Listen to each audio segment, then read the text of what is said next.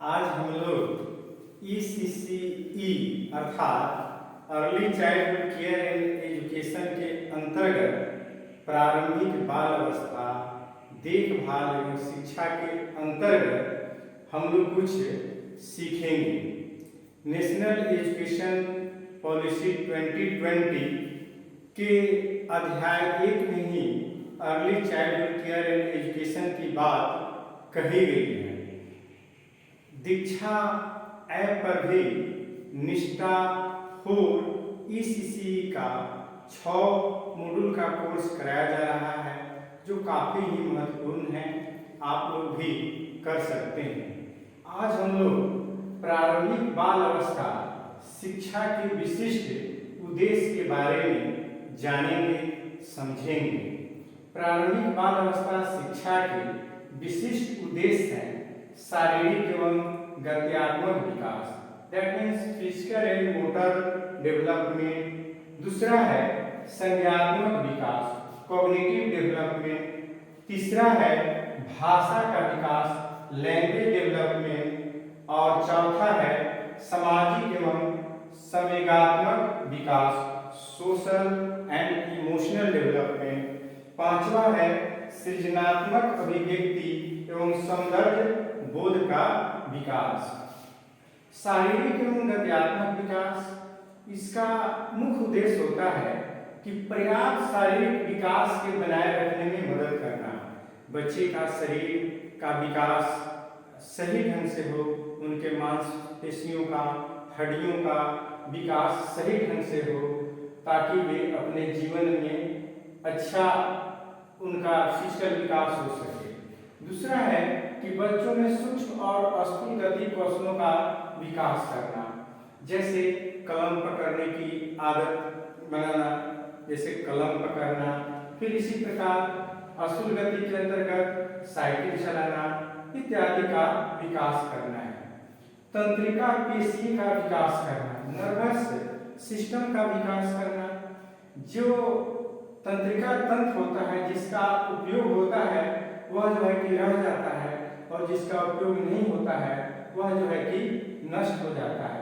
हम लोग जानते हैं कि 10 संघ से हमारा तंत्रिका तंत्र बना होता है, और जिसका उपयोग होता है वहीं रह जाता है, जिसका उपयोग नहीं होता है वह नष्ट हो जाता है। संज्ञानात्मक विकास, कॉग्निटिव डेवलपमेंट। संज्ञानात्मक विकास से तात्पर्य है कि बच्चों के स्मरण शक्ति का विकास हो, उनके ज्ञान अर्थात नॉलेज का विकास हो। हम जानते हैं कि बच्चों की 5 ज्ञानेंद्रियां होती है, और 5 ज्ञानेंद्रियों का सही से विकास होना चाहिए। हमारे हेड में ही ये 5 ज्ञानेंद्रियां हैं, आँख, कान, नाक, जीभ और त्वचा। ये 5 ज्ञानेंद्रियां जो है हमारे हेड में ही उपलब्ध है, और ये 5 का जितना सही ढंग से विकास होगा, बच्चों का विकास भी उतना ही बेहतर तरीके से होगा। स्मृति एवं सूक्ष्म अवलोकन क्षमता का विकास करना, बच्चों का स्मरण शक्ति कैसे बढ़े इसके लिए भी हमें प्रयास करना चाहिए, और छोटी छोटी चीजों का भी बच्चे सही ढंग से ऑब्जर्वेशन अवलोकन कर सके। तीसरा है भाषा का विकास, लैंग्वेज डेवलपमेंट। हम लोग जानते हैं कि भाषा अपनी भावनाओं को व्यक्त करने का एक साधन है। हम जब कोई बात बोलते हैं तो कोई अगला व्यक्ति जो है कि समझ पाता है कि हाँ वह व्यक्ति क्या कह रहा है। इसके माध्यम से हम अपनी भावनाओं को व्यक्त करते हैं। इसका उद्देश्य ये है कि दूसरों की बात को ध्यान से सुनना। जब कोई बात कर रहा हो तो हमें भी ध्यान से सुनना चाहिए, और बच्चों में भी इसकी आदत डालना चाहिए कि दूसरों को बातों को वह ध्यान से सुन सके।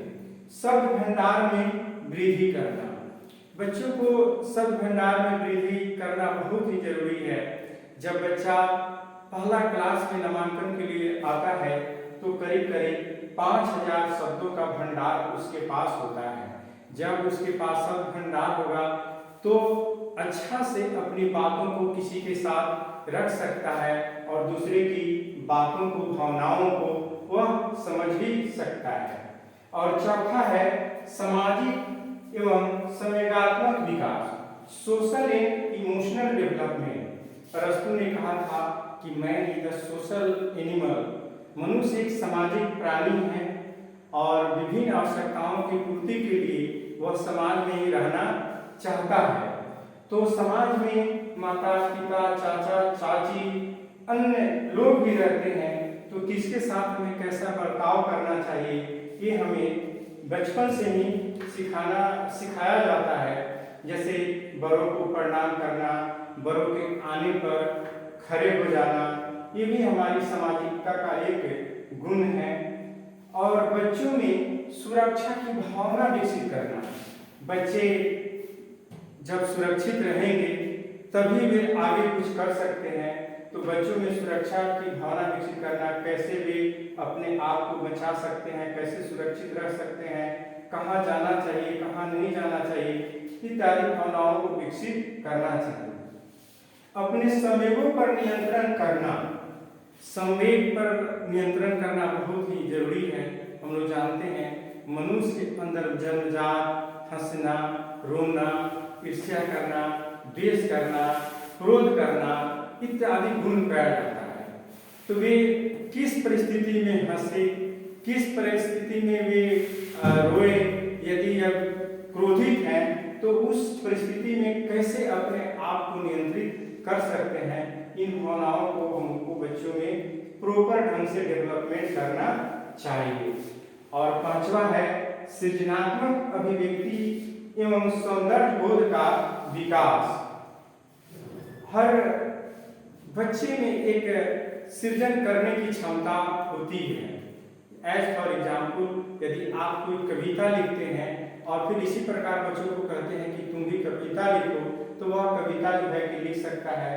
छोटे छोटे बच्चे बकरी तो चराते हैं और वहाँ पर बहुत अच्छा अच्छा मिट्टी का घर बनाते हैं और खेलते हैं और शाम में वे तोड़कर चल देते हैं। तो उनमें एक सृजन करने की क्षमता है।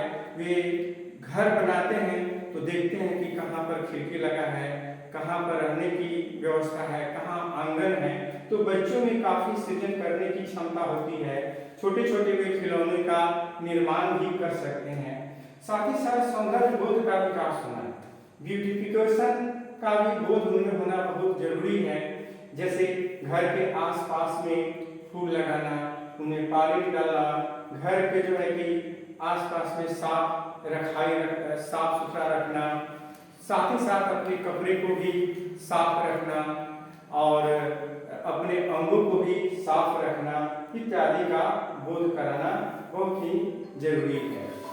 सृजनात्मक चिंतन का विकास करना, उसमें सृजनात्मक क्रिएटिविटी थिंकिंग का विकास करना बच्चों में बहुत जरूरी है। जब बचपन से ही क्रिएटिव थिंकिंग होगा तो वे आगे सृजन कार्य कर सकते हैं। शारीरिक अंगों का कलात्मक ढंग से संचालन करना, बच्चे के जो हाथ पैर जो भी अंग है उसका प्रॉपर ढंग से इस्तेमाल करना बच्चों को सिखाना है।